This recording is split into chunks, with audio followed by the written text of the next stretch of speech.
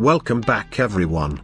Today we are going to explore, so let's start by digging a bit.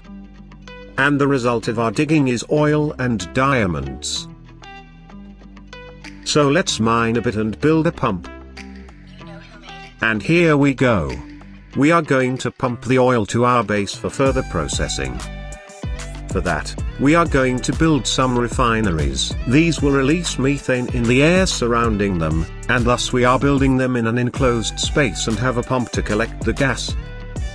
The result of this first processing is petroleum and natural gas. We are going to store some of them for craftings and burn the rest for energy. The first thing we are going to use petroleum for is plastic. All that machinery made our base heat up. It's so hot that plants aren't growing anymore. So we need to work on something to cool down our base. Since heat can't be destroyed but only moved around, we are going to concentrate all the heat inside a vacuum insulated room, where water will boil and power a steam turbine.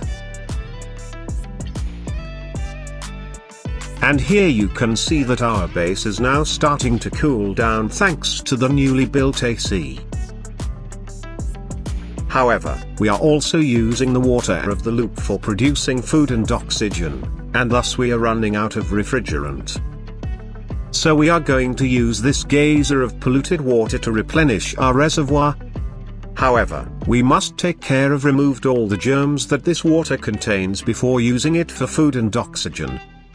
And thus we are going to build a water treatment plant that will first purify it and then stock it in a chlorine-enriched atmosphere.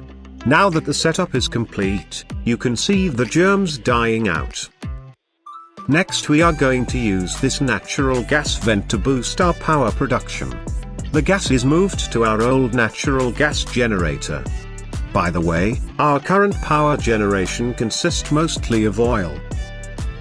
And the way we are currently making oil is by feeding carbon dioxide to these critters that then poop crude oil. Next, by moving all the way up, we have managed to find space. However, we need to be careful as the rock here is really hot. So, let's start with a reception room. Next we start projecting a dual vacuum insulated turbine cooling system. And we rush it. And here we go. We also have equipped the reception room with jet suits, so that our friends are protected from the environment and can also fly.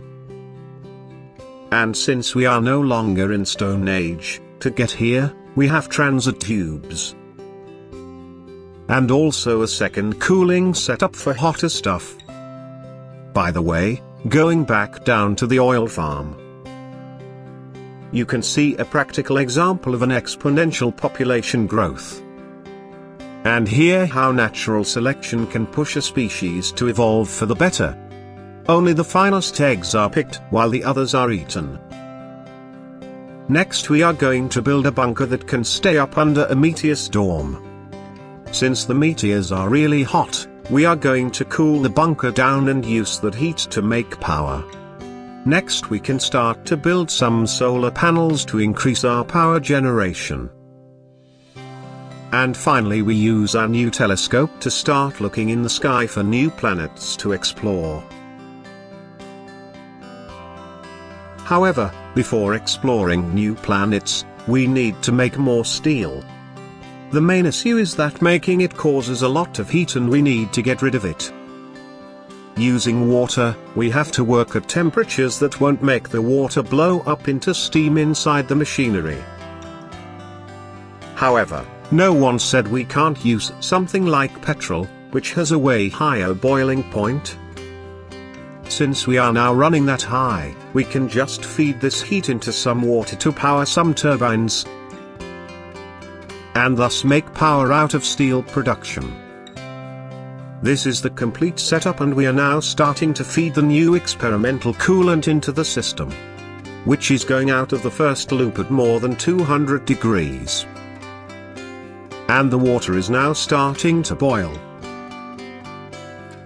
And the steam is being taken by the turbine. With all of that steel, we can build something big. Like a rocket. Which we are going to use in the next episode.